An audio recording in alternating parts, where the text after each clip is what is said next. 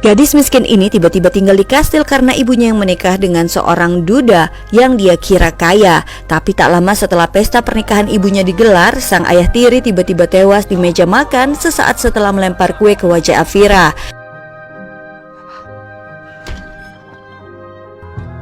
Ketika itu ibunya pun menjadi penguasa rumah karena sudah resmi menjadi istri ayah Agnes. Agnes mengurung diri di kamarnya dan Elvira mencoba untuk menghibur saudara tirinya ini. Tapi entah karena sedih karena ayahnya yang baru saja meninggal, Agnes malah berubah menjadi sangat kasar.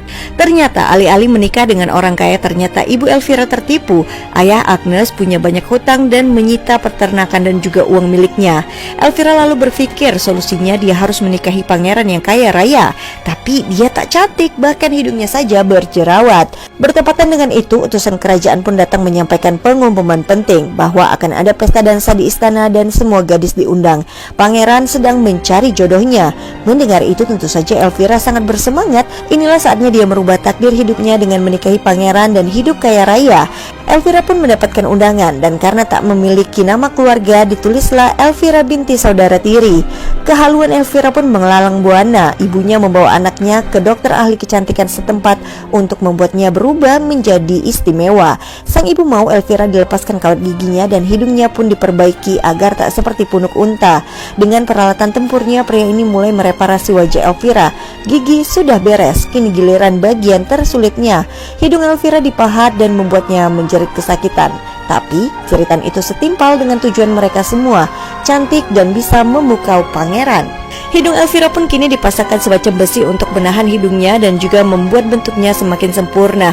Bahkan dia juga memakainya saat mengikuti kelas etika dengan para gadis lainnya. Mereka pun memulai kelas dansanya. Selain pangeran yang menjadi target para gadis, di pesta itu juga akan dipenuhi oleh para bangsawan dan juga saudagar yang kaya raya. Dengan seriusnya Elvira meliuk-liukkan tubuhnya agar bisa gemulai di pesta dansa. Tapi Elvira yang jelek ini malah disuruh mundur ke barisan belakang dan saudara tirinya Agnes disuruh maju di barisan paling depan. Bahkan Elvira yang sudah mundur 2 baris ini pun harus mundur lagi ke barisan paling belakang dan paling ujung. Ternyata dia dibariskan dengan para gadis jelek lainnya. Di malam itu Agnes pun mendatangi jasad ayahnya yang tak juga dikubur karena tak ada uang. Jasad ayahnya bahkan sudah membusuk dan dibiarkan terbuka begitu saja.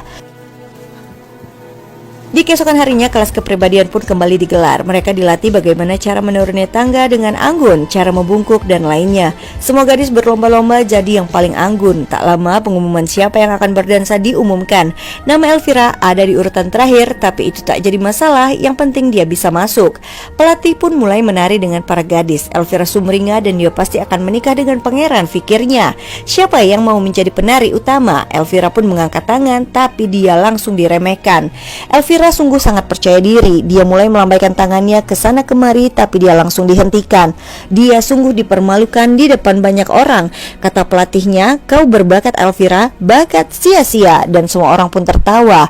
"Asal kau tahu, ibumu membayarku. Kau tak layak ada di sini." Dan itu membuat Elvira begitu sakit hati. Lagi-lagi Agnes dipanggil menjadi penari utama. Agnes lagi. Elvira sakit hati melihatnya. Elvira gendut, bajunya pun tak muat, membuat ibunya kesal. Makin hari Elvira makin kecil hati. Apakah dia tak layak mempunyai mimpi? Dan Agnes, tatapan apa itu? Tapi di luar dugaan, salah satunya berkata, "Jangan berkecil hati, aku melihat diriku ada di dalam dirimu." Elvira disuruh melepaskan penutup hidungnya. "Kau pemberani, kau bisa merubah penampilan luarmu, tapi yang paling penting isinya." Dan dia pun memberikan Elvira sesuatu. Ternyata itu isinya adalah telur cacing pita. Jika Elvira menelannya, maka Elvira akan kurus sebelum pesta dansa itu digelar. Karena cacing pita akan memakan semua yang dimakan oleh Elvira, ujarnya pada sang adik. Namun saat itu sang adik tak yakin dan tak setuju. Apakah ini tak berbahaya? Elvira bisa kekurangan gizi dan akhirnya akan sakit. Elvira tak peduli, dia ingin menikahi pangeran dan dia ingin tampil sangat cantik. Lalu akankah Elvira nekat memakan telur cacing pita itu? Dan akankah dia bisa mendapatkan pangeran? Kita lanjut lagi di next part, hanya di Snack Video bikin semua beken. Demi memikat hati pangeran, gadis ini melakukan operasi tanam bulu mata dengan cara ekstrim. Tak hanya itu saja, dia juga melakukan operasi hidung dan juga nekat menelan telur cacing pita agar bisa kurus dan mempesona pangeran. Menyadari dia tak bisa kurus, dia lalu membiarkan tubuhnya dihuni parasit mengerikan ini. Elvira, gadis jelek ini ingin sekali merubah takdir hidupnya dengan menjadi istri pangeran dan kaya raya. Setelah melepaskan moncong besi di hidungnya, kini dia tampak cantik dengan hidung lancip paripurna. Tapi itu tak cukup, dia pun pergi lagi ke dokter untuk menyempurnakan wajahnya. Perawat memasangkan pengikat di kepalanya agar tak bergerak, dan dokter pun berkata bahwa dia akan memberikan obat pereda nyeri yang paling ampuh yang ada di abad ini. Elvira pun ketakutan, tapi demi mengejar kata cantik, dia harus berani melakukannya. Dokter lalu meminta jarum pada perawatnya. Lalu bulu mata palsu ini diletakkan di bawah matanya dan memastikan semuanya presisi dan tepat. Dan dokter mulai menjahitnya. Ini sungguh sangat mengerikan dan menyakitkan. Elvira bahkan menjerit sangat histeris.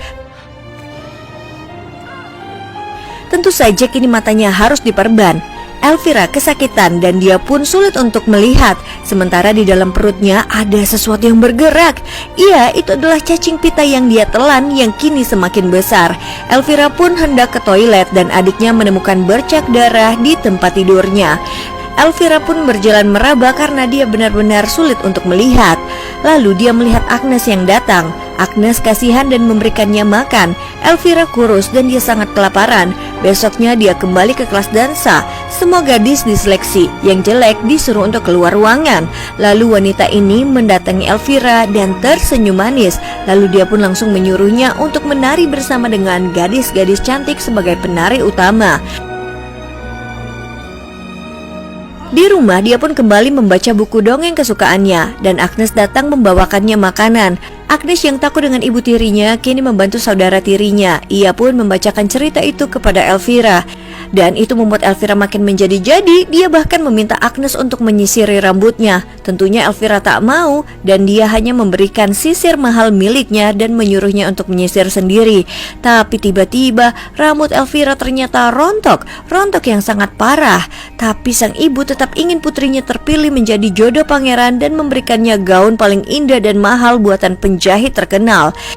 Di saat Agnes sedang membantu Elvira untuk mengenakan gaunnya, pria ini pun datang dan langsung meludahi Agnes. Melihat kejadian itu, Elvira pun hanya bisa terdiam. Sang ibu begitu terkejut ketika melihat rambut anaknya menjadi sangat rontok dan mulai pitak. Tapi tenang, pria ini ada solusinya. Dia punya wig terindah untuk Elvira kenakan di pesta dansa. Semuanya pun sempurna. Di malam hari, diam-diam Elvira mencuri makanan dan perutnya benar-benar keroncongan. Sementara Agnes membuka lemari lamanya dan bersiap untuk pergi ke pesta esok hari.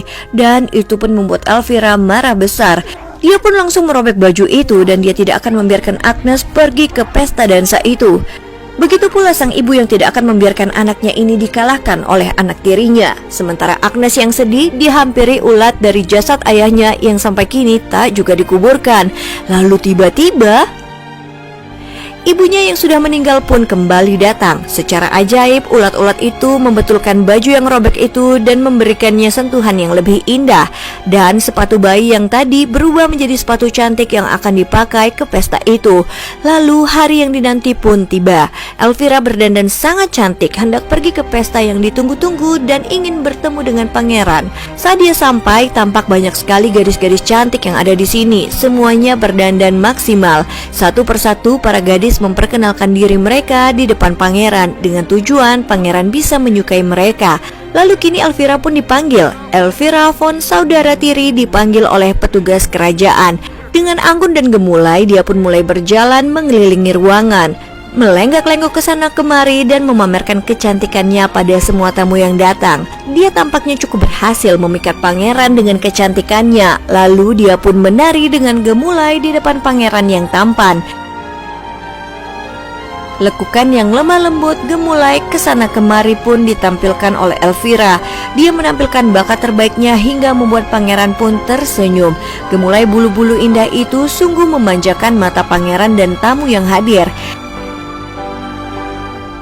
Ini Inilah saatnya pangeran memilih pasangan dansanya. Elvira cukup harap-harap cemas. Pangeran terus melangkah, mendekat dan menatap Elvira. Ia pun berjalan ke arahnya. Dan akhirnya perjuangan Elvira yang jelek tak sia-sia. Dia mendapatkan kesempatan untuk berdansa berdua dengan pangeran. Inilah saat-saat yang paling dia nantikan, berdansa dan begitu dekat dengan pangeran tampan. Tampak pangeran ini terpesona hingga semuanya runyam ketika Cinderella Agnes datang dengan gaun indahnya mengacaukan semua usaha Elvira. Lalu akankah Elvira menerima kekalahannya begitu saja? Atau ada rencana lain yang akan dilakukan Elvira untuk memenangkan pria pujaan hatinya ini? Kita lanjut lagi di next part, hanya di Snack Video, bikin semua beken.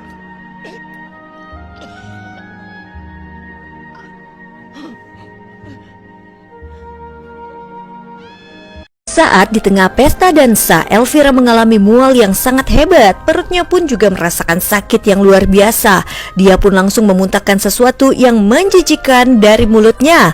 Elvira memuntahkan banyak sekali telur-telur cacing pita yang berwarna putih dan menggeliat. Telur berwarna putih itu keluar dari tubuh Elvira yang menangis ketakutan dan berkata pada ibunya bahwa dia sedang sekarat. Sang ibu langsung menampar anaknya dan berkata bahwa banyak pria kaya lain yang bisa ditargetkan. Hingga akhirnya Elvira mau berdansa dari satu pria ke pria lainnya.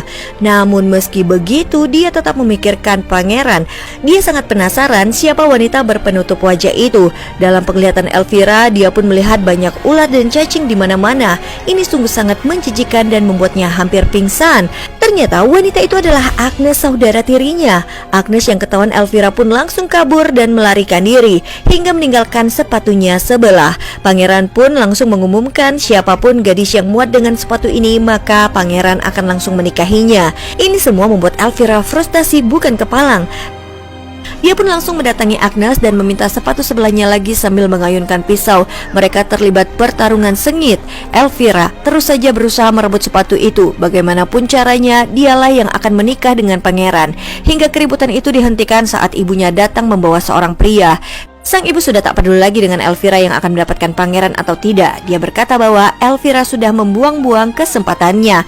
Itu membuat Elvira marah, apalagi sepatu itu sangatlah kecil dan tidak muat di kakinya.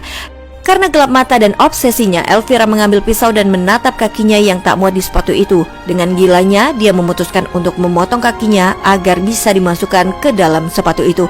Ini sungguh sangat gila. Dia mengambil kursi lalu mengangkat kakinya dan tanpa ragu dia memotong kakinya itu. Dia meletakkan pisau tepat di kakinya dan siap memukulkan kayu dari atas untuk memotong kulit, daging dan tulang jari kakinya. Elvira langsung menjerit kesakitan, membuat semua orang pun datang. Seketika itu Alma dan ibunya juga kekasih ibunya pun datang. Tapi yang ibunya lakukan bukanlah mengobati kakinya, tapi memberinya semacam obat sirup untuk anaknya hingga membuat Elvira setengah sadar. Dengan sadisnya sang ibu berkata, "Kau salah memotong kaki sayang. Sepatu yang ada di pangeran adalah sebelah kiri dan Elvira memotong sebelah kanan. Jadi artinya Elvira harus memotong kakinya sebelah kirinya lagi." Alma pun tak bisa berkata apa-apa dan langsung pergi meninggalkan semua hal gila ini. Tapi sang ibu juga malah mendukung aksi nekat putrinya demi menikahi pangeran. Alma benar-benar tak tahan dengan keluarga sintingnya. Tapi di saat itu sang ibu malah memotong kaki Elvira satunya lagi tanpa ragu ataupun takut. Elvira tak sadar dan dia bermimpi pangeran datang dan sepatu yang dibawakannya itu sangat pas dengannya. Hingga akhirnya dia bisa menikah dengan pangeran seperti mimpinya selama ini. Tapi itu hanyalah mimpinya saja. Elvira pun terbangun dan dia mendengar bahwa pangeran datang mencari gadis yang dia ajak berdansa semalam. Dengan kaki yang dipotong, Elvira tentu tak bisa berdiri. Dia menyeret tubuhnya untuk bisa bertemu dengan pangeran hingga dia pun terjatuh terguling-guling di tangga. Agnes yang melihatnya sungguh tak bisa berkata-kata melihat kondisi saudara tirinya yang mengerikan sekaligus menyedihkan. Tapi dia tak peduli, itu tak mengurungkan niat Agnes untuk menjadi jodoh sang pangeran. Tak ada yang bisa dilakukan Elvira atas kekalahannya dan semua perjuangannya yang sia-sia. Bahkan tubuhnya kini hancur tak bisa dikenali. Lalu Alma pun datang dan berkata meminta penawar obat cacing itu. Alma pun memberikannya. Tak lama kemudian Elvira memuntahkan isi perutnya. Makhluk panjang berwarna putih pun menjulur keluar dari mulut kakaknya. Seketika itu Alma langsung menariknya. Makhluk itu sangat panjang seperti tali yang tak ada habisnya. Tiba-tiba tali putih itu tak lagi bisa ditarik, seolah ada sesuatu yang menyangkut. Tapi adiknya terus memaksakannya dan benar saja dari dalam perut Elvira keluarlah makhluk menjijikan yang besar dan panjang. Tanpa ragu, Alma pun memotong makhluk itu hingga mati. Elvira yang tubuhnya sudah rusak dan tak bisa berjalan ini akhirnya memutuskan pergi bersama dengan adiknya dengan wujud yang benar-benar sangat mengerikan. Memulai kehidupannya baru, bahkan penyesalan tak ada gunanya lagi saat ini. Dan film pun selesai. Sampai jumpa di cerita film seru lainnya. Terima kasih telah menonton. Sekian dan terima gaji.